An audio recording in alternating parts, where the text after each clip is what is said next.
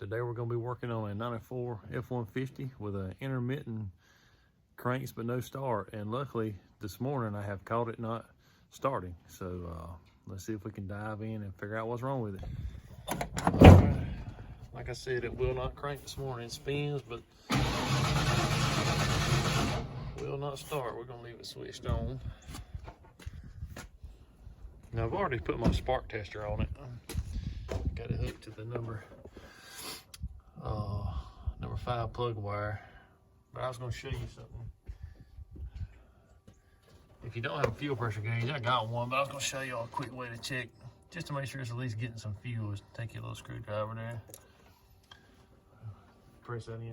But I know I'm getting fuel. I already checked it. Yeah, I just know I'm not getting any spark. So let me see if I can set this up where it stay.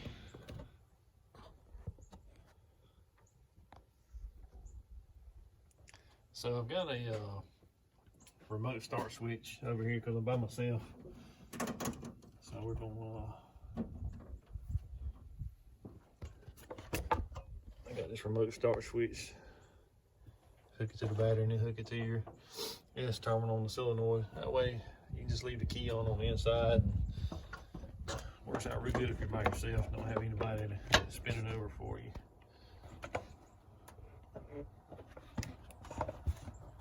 Let's see, how did I get y'all while ago?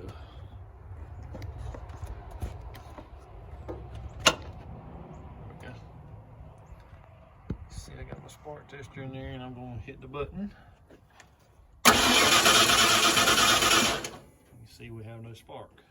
Now, this 94 has a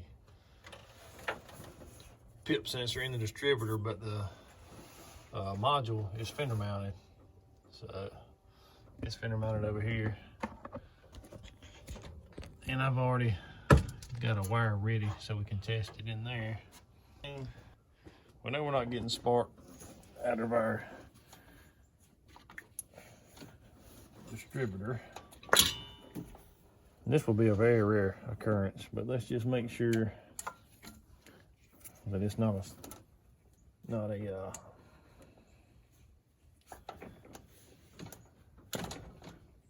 coil wire issue. Yeah, don't think I've ever seen one of those go bad. I'm not saying it's not possible, so let's just check it. Alright, let's hit the button. Okay, so we know it's not the coil wire. So we know our coil is not putting any spark out. Let's put that back together. So your coil's just got two wires on it, a red, and then I think it's a tan. This truck's kind of faded a little bit. Let's see if we can get you in there a little closer. Yeah, see, you got a reddish, orangish color, and a tan on the, we're gonna call them driver's and passenger side. So here's all my test tools for today. Just a 194 LED bulb with some alligator clips fixed up on them. Obviously the spark tester, digital multimeter, and a test light. That's pretty much all you need to diagnose one of these systems. You can do this relatively quick. It's not that hard. So let's take our meter here, get back over to the truck. First thing I'm gonna do is put the ground lead of the meter, the battery. Let's turn it on. Let's make sure the meter's working. Test the battery. Battery's a little weak, but that's not going to cause what we got going on. So our key is still on. So on this, what we're going to call the driver's side wire on this coil, you're supposed to have battery voltage. If you didn't have battery voltage, you got a fuse wiring issue somewhere. So let's see if we can get that in there. And you see we got battery voltage on that one right there. So we know that's not the issue. So now what I do,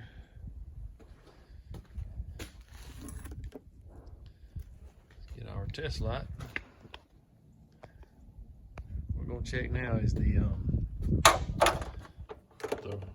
right hand, what we're gonna call the passenger side wire on this thing. What you're gonna do is hook your test light to ground. I use the battery. You can use whatever you want to use to ground it with. Just make sure it's a good ground, because you will get a false reading. So you're gonna probe this side here. So I can get this to stay. And as you can see, the test light lights. Now, if you got somebody to help you, this is where you're gonna want to get them to go in there and spin it over. But in my case, I'm gonna use my starter button because my key is still on in there. This should flash.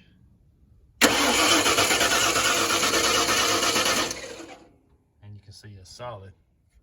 So now we know the coil isn't getting the signal to fire. So now you gotta narrow it down to the pip sensor in the distributor, or your fender mounted module over there. The F150s are the only ones I know of that's got the fender mounted. The Fox body Mustangs and that I'm used to have a well, actually this distributor's got the place for it. This little flat area right there, that's where it will be. Now, the reason Ford went to this remote mounted, the Mustang, any of them, I think my 92 F-150 maybe, no, the 89 we had was distributor mounted. They are notorious for a heat sink, because this obviously it's at the engine, so they get heat sink. So Ford put them over on the fender and put them in that aluminum case that's supposed to actually suck the heat out of them. I'm assuming that's what they were thinking. But anyway, these are some handy little piercers here. They make different kinds. These are I got these off the Snap-on truck, but let's see if I can show you how they work. Get it out of there. Focus. There we go. Well, come on. There we go. You pull this down and get your wire in there. Then you slide this piece up and it locks. If you look in there, come on. Well, maybe you can see it. There you go. It has pierced it. See, hit it again and unlock it. You can see. So it's a pretty neat little tool. I use them at work a lot. I've got probably 2 or 3 sets of these. They got different sizes and shapes. I keep this set here at home in the home shop.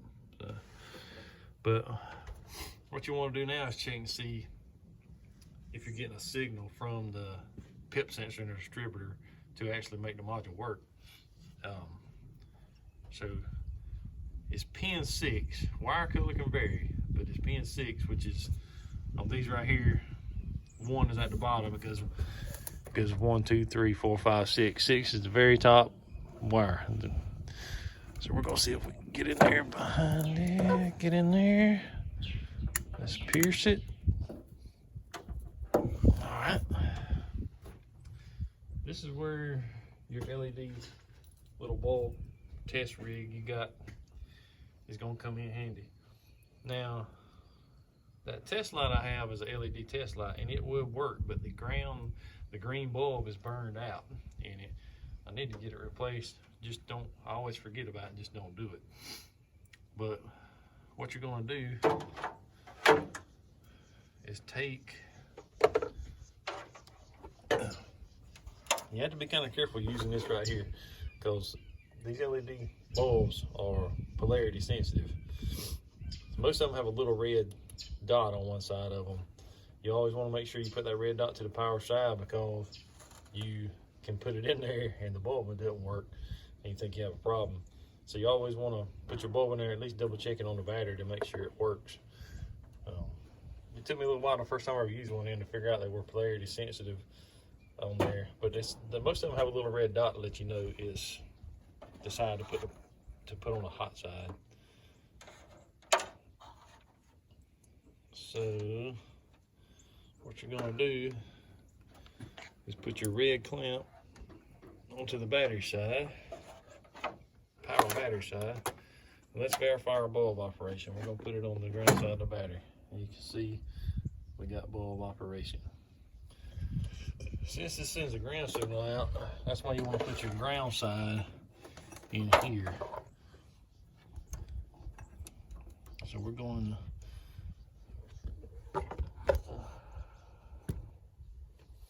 to get this alligator clip slipped up in here.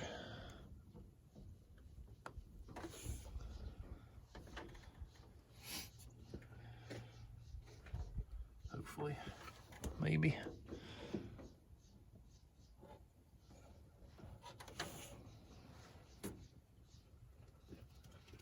All right, I'm back.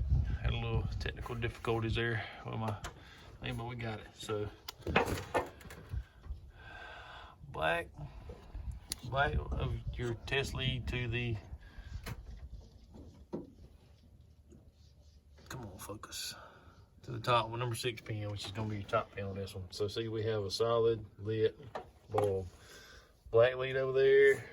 Put your red lead to the positive side of your battery, or any reliable 12-volt source. So now what you're checking for is you want to see it blinking. If it's blinking, you're getting signal from your PIP sensor and your module's bad. If it's not blinking, the module's good, but you're not getting the sensor, you're not getting the a signal from the Hall effect sensor on the from the PIP in there. It's basically, I call it a Hall. It's a PIP sensor. They call it a PIP. Don't know exactly what the PIP is, but it's a Hall effect sensor. It creates a pulse. So, all right. So key's still on. Let's spin it and see if we got blinking.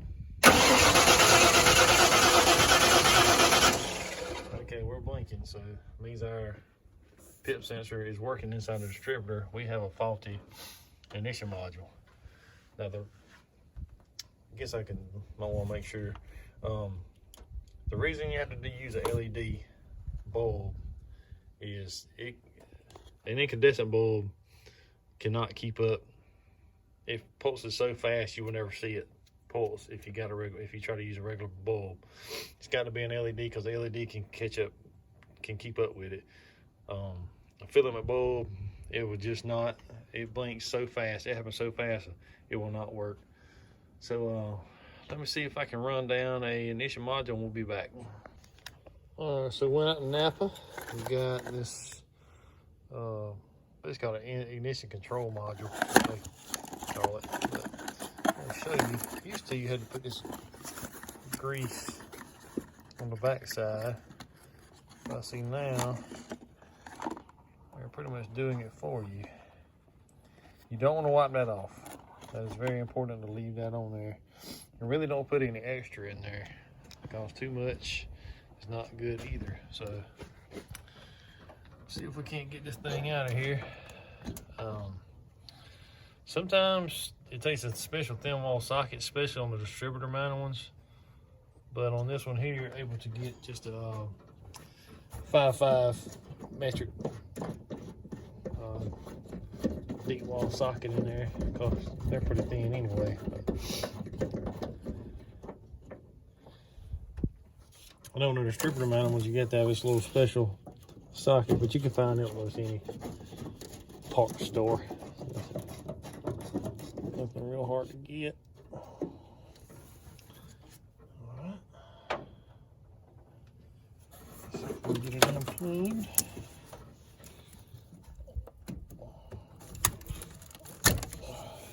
This one's been changed before. It's not it's in the factory unit. So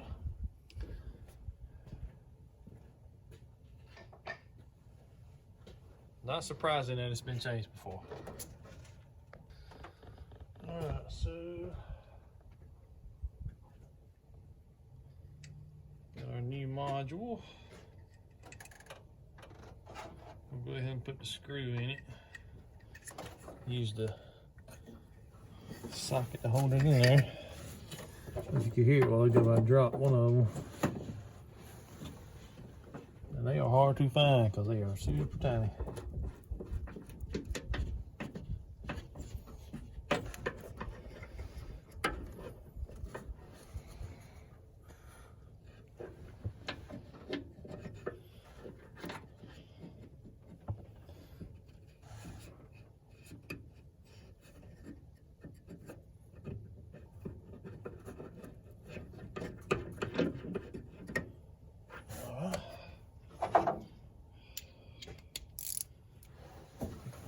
Snug them up a little bit.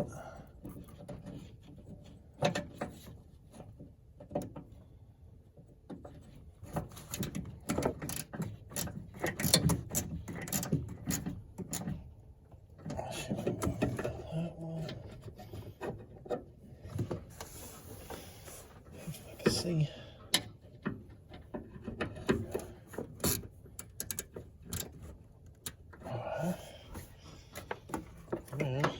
Plug it in and hope it cranks, or I will be made this video for nothing. Put our plug wire back on.